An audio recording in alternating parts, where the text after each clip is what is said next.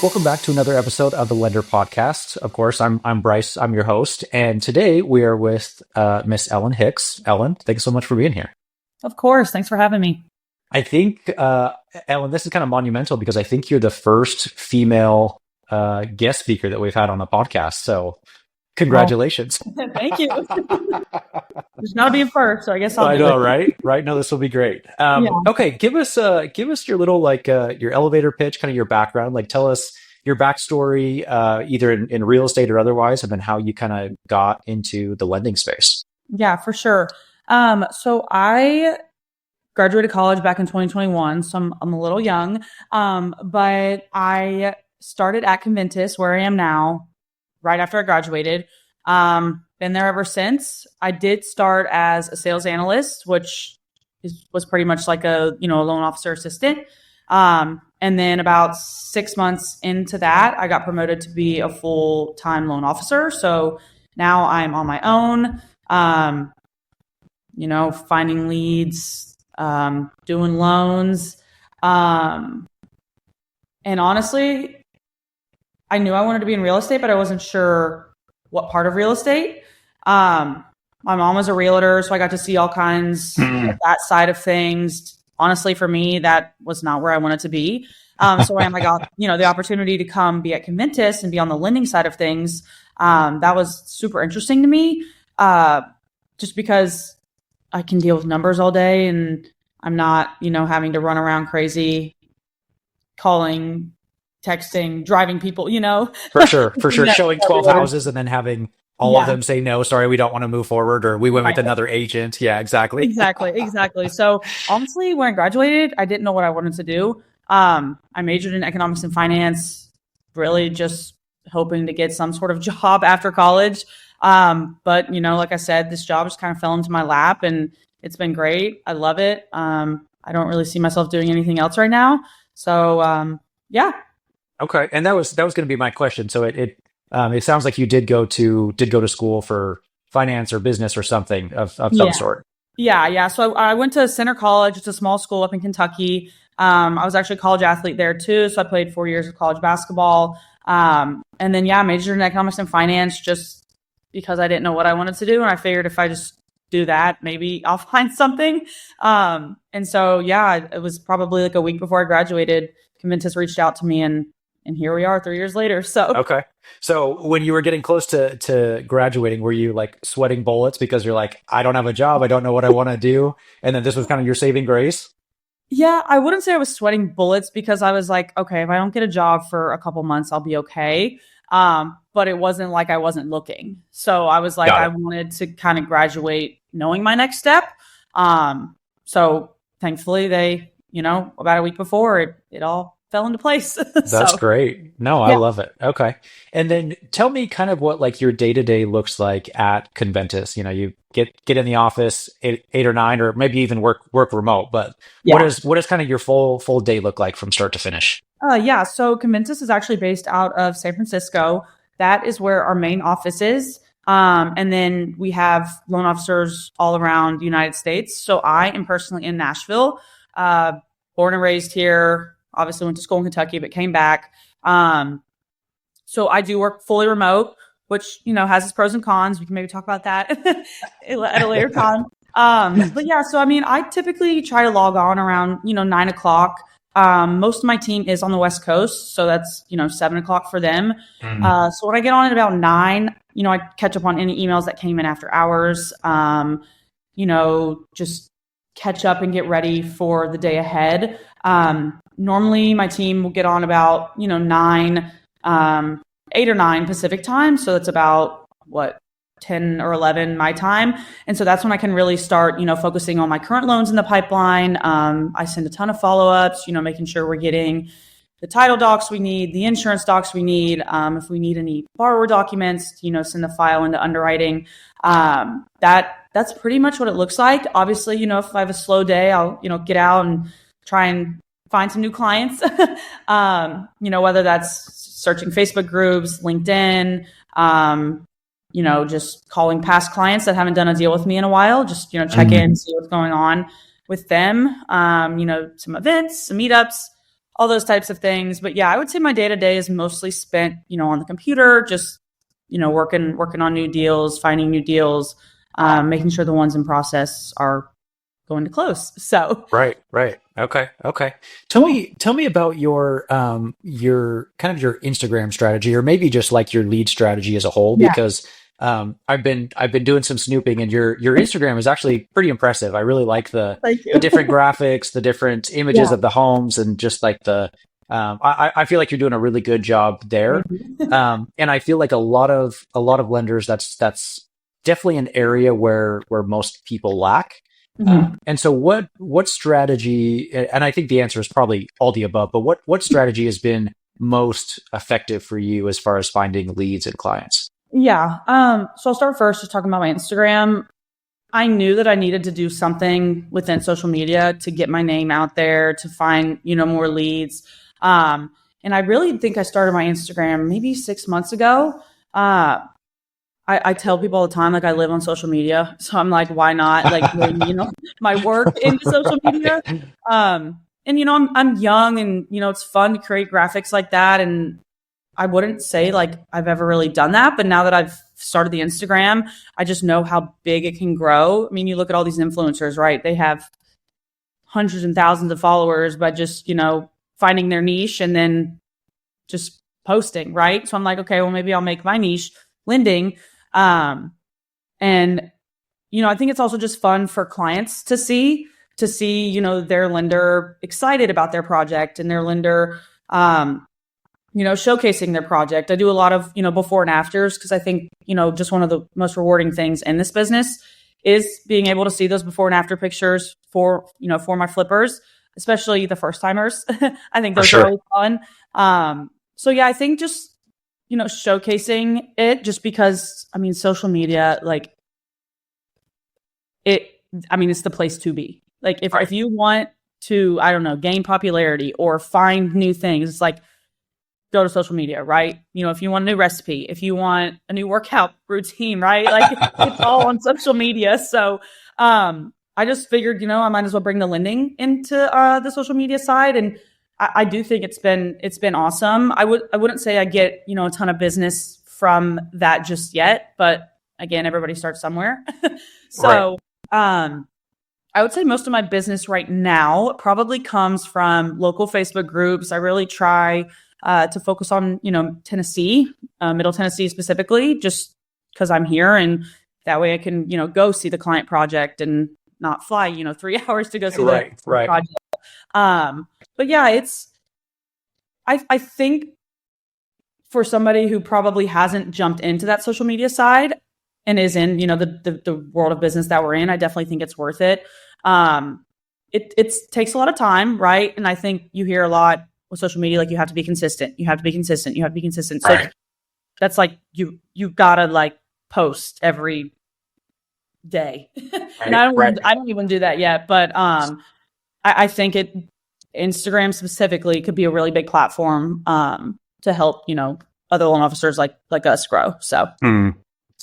So what, and I kind of touched on this before, but one thing that a lot of lenders, at least that I've seen in this space, a lot of lenders aren't good at is social media. But also, if you think about it, like most of the lenders that I speak to, and myself personally, like we're older than you are, and so like we're just like a bunch of, and I'm 32, so I wouldn't say I'm like that old, but you get a lot of lenders that are like in their 40s, 50s, 60s right. who have been doing this for 20 years, and I Mhm. wouldn't say they're resistant to change, Yeah. but it's definitely not like at the forefront of their mind, right? Like you don't see a lot of 60-year-old dudes that are creating Instagram accounts and promoting it heavily, right? So and you already touched on this a little bit, but what if you had like any piece of advice or any tip for growing your social media, or maybe not even necessarily from like a follower count, but just like an Mhm. engagement perspective, like what advice would you give to those people who have no social media presence following whatsoever? I think first is just do it, right? I mean, you hear that all the time, is like, you just have to go for it. You just have to do it. I think as far as like engagement, say say you're, a little bit older and you're like, I don't want to be on Instagram at all. Maybe fine. Maybe hire somebody to work for you to do, the That's a social good point. media, um, aspect of things. I mean, it's easy, obviously, for me because I am younger and I've grown up in the generation where it's just social media is, Everything. the end all be all. But yeah, no, I think for somebody that's older is maybe just start small. Just follow a couple people, see what they post, and then go from there. But the bottom line is you just got to do it, right? You just got to do it, and you just got to go for it. So Yeah, that's very good advice. Very good advice.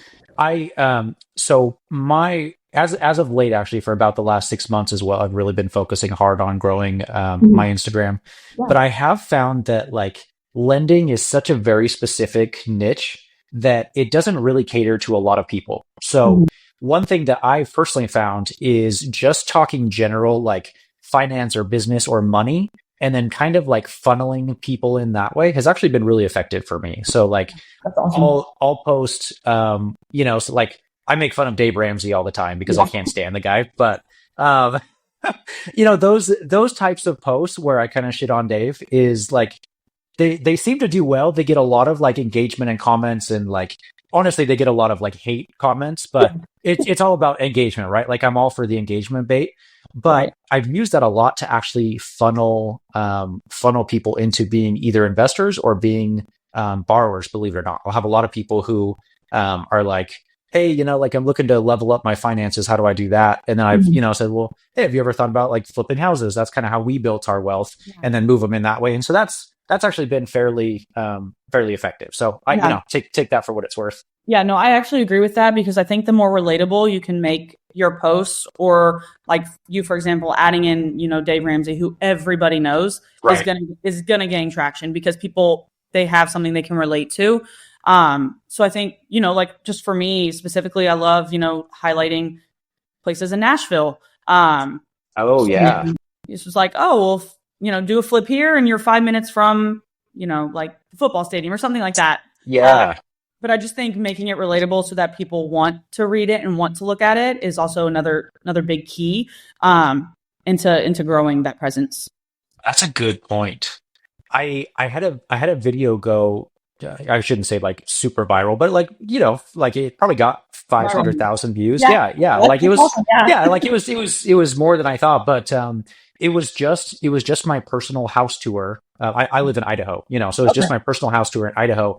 And when I said, hey, this is our house in Idaho Falls, and this is how much it cost to build, and I Yeah, walked through and did all that, I could not tell you how many people commented who are in the local area that's like, oh, I know that place, or like, yeah, and it's like it's dumb because of course I'm taking a video in Idaho, so of course like people are like, well, yeah, it's in Idaho, but for whatever reason, when you see some place that personally, like you've driven past that sign or that store or that road or whatever, Mhm. and then you see it on your screen, it like I don't know why, but it has that extra Yeah. like No, I punch to agree. it. Yeah, I Yeah. agree. I see like, a house down the street from me because I'm in an area that's just like crazy development right now. I'm like, oh my gosh, like I can walk to that, you know? Yes. Yeah. Yeah. It just hits a little bit Yeah, it's stronger. always cool to, make a connection of some sort. Right, right. No, I love it.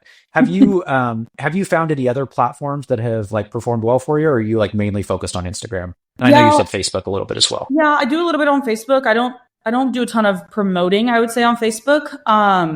Obviously I'd love to get into TikTok, but to be honest, I mean, is it like going to be a thing in a year? Like you never Yeah, know. that's a good So point. Yeah, good question. it's like why focus and put all my energy into, something like that where, I'm pretty confident Instagram's going to be here for a while. But I mean TikTok, I mean Who that would be knows? a huge Yeah, platform, right? And to be honest, I haven't done a lot of that, just because I'd rather focus on my Instagram and scrolling the Facebook and doing all the LinkedIn stuff. But I think for somebody that's really really trying to put themselves out there, get out there, just put their face on other people's screen, I think TikTok would be probably like a perfect spot to absolutely. start. Yeah, and you see like TikTok maybe more so like in the past, but even still like people were getting millions of followers with just like a couple of videos. Yeah. I think as the platform has become more saturated, excuse me, I think that's probably less so, but there's still a lot of traction that can be gained. So Yeah. absolutely. Well, and I think TikTok is another one where if you relate to it or you see something that you like it will show up, right? So you watch one video about real estate investing or one video about lending, then here come five more about it. So that I feel like it's an easier way to get your name out there. But you probably do have to be a little bit more strategic about what you post on TikTok, maybe more informational videos or, Right. some tours. Like for example, for me, I'd love to video a before of a house that I've, given a loan on and then go video the after project and then post that. So, I've got all these great ideas. It's just time to put them in. Yeah. Put them in plug. So, Yeah, I always joke that I need a 36-hour day. I need like a 12-hour day for work, a 12-hour day for fun, and another 12 hours for like sleep, yeah, So exactly. if you could figure that out for me, that would be great. I'll try my best. I want to switch gears a second and ask you.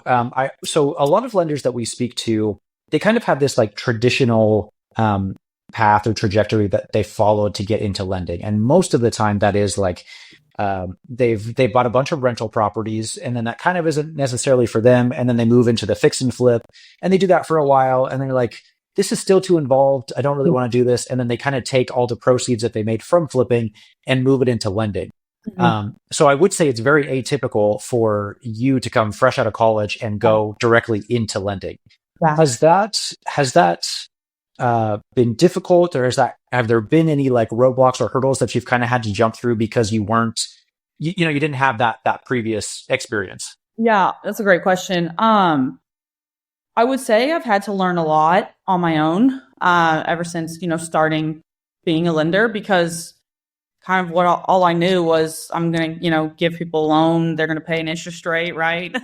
And there's that. But, thankfully, when I started here, I got to, shadow a loan officer for, like I said, about six to 8 months. I can't fully remember. And I learned a ton, right? Like just watching how they do outreach, how they keep their, files organized, like basic things that you don't think about.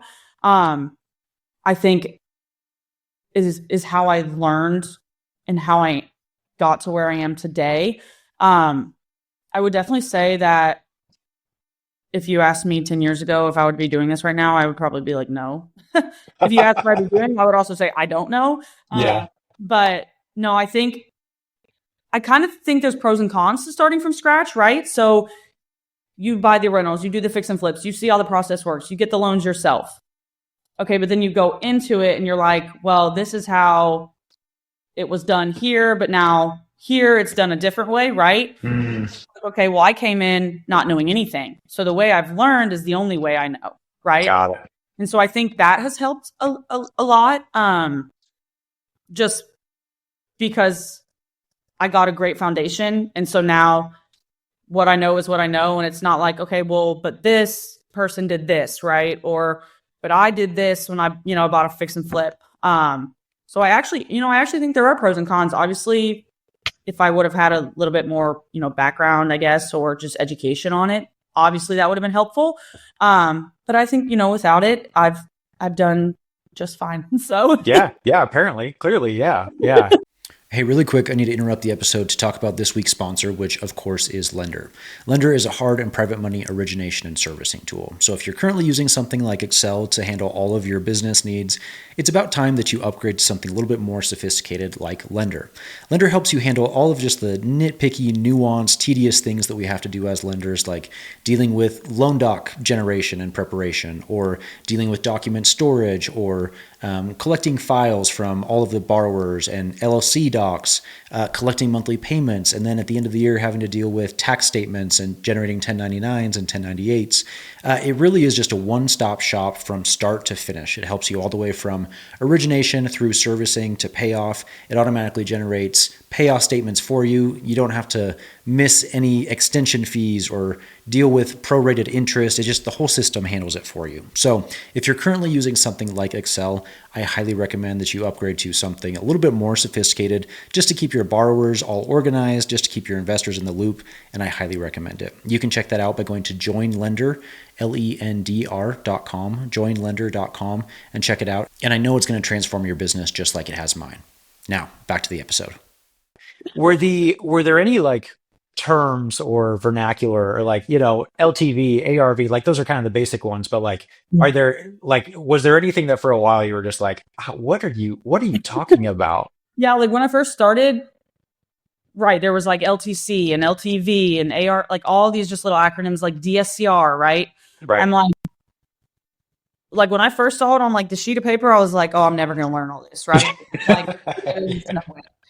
But then like once you figure out what it means and then you actually like put it into the loan or like the loan process, it's like, oh, this makes sense. Like LTV, loan to value, right? Loan to value. But I would say that part, to be honest, was a little bit overwhelming. I also was doing this all remote, right? So I was just, having to either like Zoom with somebody to help me or just message them. So that was, it was overwhelming, but not to the point where I was like, I can't do this. Right. Right. And I'm a very like math brained person, numbers brain. So once I figured out that like this ratio is just pretty much a calculation, I was like, oh, I got easy. This. I got this. Yeah. Especially with an economics background. Exactly. Yeah. You mentioned another thing, talking about your, how you organize your loan file. I'm curious if like Conventus, is there like a particular software tool that you guys use, or like what does that organization of a file look like? What does it all contain? And what are you reviewing and looking at on a day-to-day basis? Yeah. So here at Conventus, we use Salesforce. And yes, a ton of stuff is in Salesforce, but I also think just for me personally, I like to kind of have it outside of that so I can do it exactly how I want. For me, I just use Google Docs, right? I just literally, make a spreadsheet. Most of the time I'll have the address of the loan, what stage the loan's in. So if it's pre-processing, if it's in processing, underwriting, heading to closing, right? And then I actually work very closely with my processor who will handle the actual documents that are sent. So all those title documents, all those insurance documents, the borrower's bank statements, entity docs, all of those things, my processor will actually put into a Dropbox file for me and for, I would say, the underwriters and the closers. So that way it's all in one place, very organized. So if it's a title document, it's going in the title folder, right? Mm-hmm. If it's the inspection, it's going in the inspection folder. And I just think within this business, because you could be doing 10 loans at once. Right. Like you could be doing so much and like you don't want one to just fall through the cracks. So I think being organized, and like for me, like I said, I mean, I keep track of all the loans I have live. I keep track of when they all close and fund. And that's just for me on a Google Doc. I probably could do something maybe a little bit more more organized, but hey, whatever works. But yeah, I mean, I think in this business, especially like you get an email about a loan and you may have not looked at that loan since the day before and you're like, wait, where am I in this process? Right. When you go look and you're like, oh, okay, so we still need this, right? We've gotten this. So I think that just helps to not just be like scrambling for everything at the end. Yeah. I think that's a good point because I pride myself in being like a fairly organized person. Like my wife, she'll send me a text and she's like, hey, do you have this? And I'm like, oh yeah, I'll send it over. And like, I can, find it in 20 seconds. But, even myself, I have found that I kind of just get in this habit of like, okay, a new loan application comes in. Yep. Everything looks good. Let's send to wire done. Yeah. And like, I've had to like step back and kind of build my own processes to be like, okay, no, I need to make like I even have a line by line item that says, okay, like make sure that the borrower's entity matches the entity on the purchase and sale agreement. Because Yep. like Yep. I have done loan docs where like I thought we were using a different entity and then it messes it all up, you know? Yeah. So like my checklist is like very nitty gritty between like do this, do this, do this, do Mhm. this. And it just, yeah, like you said, when you have 10, sometimes 20 different loans going Right. simultaneously, like it is so easy to like, there's no way to keep track. So Yeah. very I good. I think a lot of this business is kind of nitty gritty and very detailed. So like that was a perfect example. Like, okay, the purchase and sale says this entity, but you wanted to use this entity. Okay, well, like how does that work? Or the entity, the current owner entity is not the same as, the purchase and sale agreement. It's just like those things that like I feel like people don't fully think about. And then that's an item that can blow up the whole deal, right? Like For sure. you've got to make sure things match. You got to make sure the correct spelling. It's like very, very nitty gritty. So I think if you have a good, I guess, organizational process, I think that just helps a ton. Yeah. Well, and then think about it too. So that obviously those two names have to match, but then also you have to say like, okay, do I have like the LLC docs for that entity? Do Right. I have the operating agreement for that entity? And then you have to go and look at the operating agreement and see like, are there any other signers that are in this LLC that have to be on the loan documents that they have to sign as well because they're a 50-50 partnership? There's just like, there's different levels that you have to check and verify and validate and make sure that everything is like 100% because that could cause like an issue with your title insurance later on down the road. Right.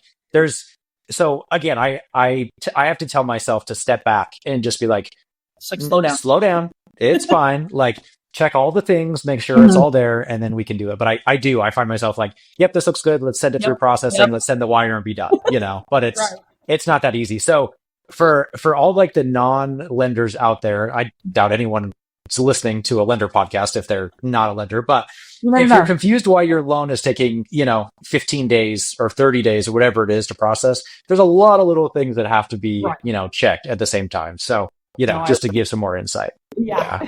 Yeah.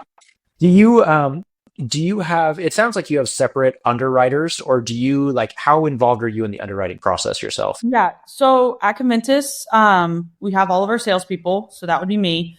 We all have a processor. So my processor is the one that, like I said, will gather the title documents from the title company. They will gather the insurance documents from the insurance company.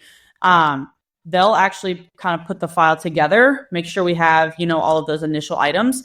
And then that's when they send it to our underwriters. So we do have underwriters that will actually review the file for us as the salespeople.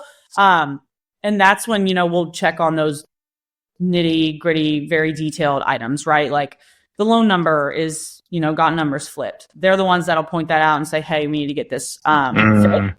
And so their job is probably one of the hardest because they're having to go through all of these documents saying, okay, does this match? Yes.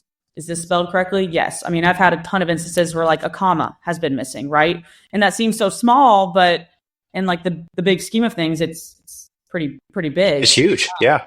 So we do have, so we have, the salespeople, the processors, we have the underwriters, and then the underwriters will send it to the closing team. So then we have a closing team that will work with, the escrow company to actually get the docs out and get the file funded. Got it. Do you, so I know you mentioned like Conventus lends all over the United States, like 46, 48 plus states. Yeah. Have you found that that's difficult to, like, for example, we just lend in our own backyard. So I know the numbers like very well. You probably know Tennessee numbers like very, very well. Right. But if you're based out of California, like, you could pay $800,000 for a shithole compared to, Kentucky, where you could probably find houses for $100,000 still, know? So does that make things difficult as far as your job, or is that kind of like outside the scope of what you do? Yeah, I wouldn't say specifically for me. It makes it too hard.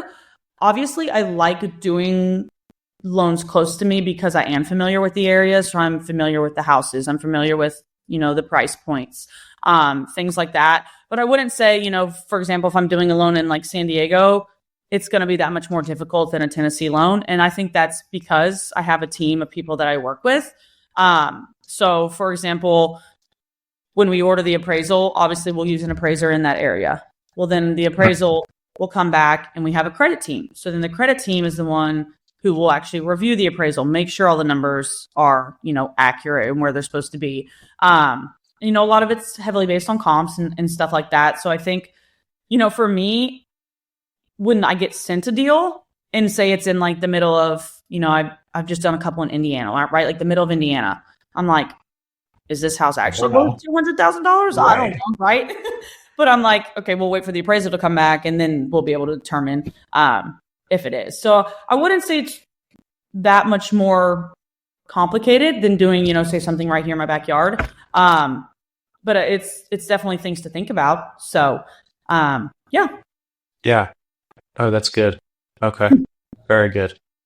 Do you, I was trying to think. Oh no, I just lost my question. Oh. Oh, I was going to ask you, do you have, where does Conventus's capital come from? Like, do you interface with investors at all, or do you have like institutional lines of credit? Are you involved in that piece at all? So I'm not involved with that at all. Just as on the sales side, our capital markets team is the ones who, deal with that side, but we do have a couple investors that we work with. We do have two different products. So we have, the bridge side, which is all the fix and flip, the ground up construction, things like that. We have, investors for that side of things. And then we also run our DSCR program where we have investors for those as well. I believe Conventus was started in 2015. So next year will be 10 years. And yeah, we've just been growing it, through, investor relationships and things like that. So. Love it. But to be honest, I stay far away from that side of things. So I'm super familiar with it. Yeah. And that's a whole other, like business in and of itself is just investor relations. And, right. We're very small relative to Conventus, I'm sure, but it is like it's a full-time job, just updating investors, making sure that they feel like their capital is being well utilized and it's being handled conservatively, and all the above. So definitely a big aspect of it too. Are you I don't know how transparent you can or want to be, but can you talk about like rates and terms that you guys offer? Yeah, for sure. Right now on the bridge side, if you're doing a basic fix and flip, probably anywhere between 9 to 11%, depending on your experience and your credit. So I think a lot of people hear that 9 to 11%, they're like, great, I can get 9. Here we go. Right. Saying, hey, let's take a step. Hold on.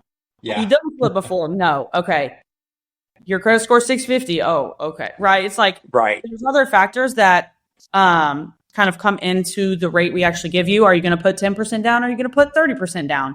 All of that plays into a factor. So I want to be clear and transparent on that, because I'll get an email, right? Like, what are your rates and terms? I'm like, okay, well, anywhere, 9 to 11%, and then they're just like, okay. And so I'm like, if you can just give me your credit score and your experience, I can get you a much better answer on that. But yeah, for the bridge side, 9 to 11%. Depending, we do new construction loans. Those are probably, 10 to 12%. And for us, typically, I know a couple, some other lenders charge more than 1 point, but for us, I would say across the board, we're 1 point. I probably only charged above 1 point, maybe 3 loans my entire career, and I've been here for 3 years. So, that's just something to keep in mind, is that 1 point. That's all you got to pay. And then, because I just hear some other ones is like 2 points, and I'm like, okay, well, we can do 1, right? But then, so we have our bridge side. I would go 9 to 12%. That kind of encompasses all the loans we do. So even like the mixed use, the multifamily, the new construction, and the single family. And then our DSCR side, I believe our floor rate is about 5.75 right now. About 5.75. And, that also kind of gets people really excited, because they're like, oh, 5.7. I'm like, okay, but are you going to do like 30 or 40% down? Or are you going to do like 20% down? Right. And like, is your credit score crappy, or is it like great?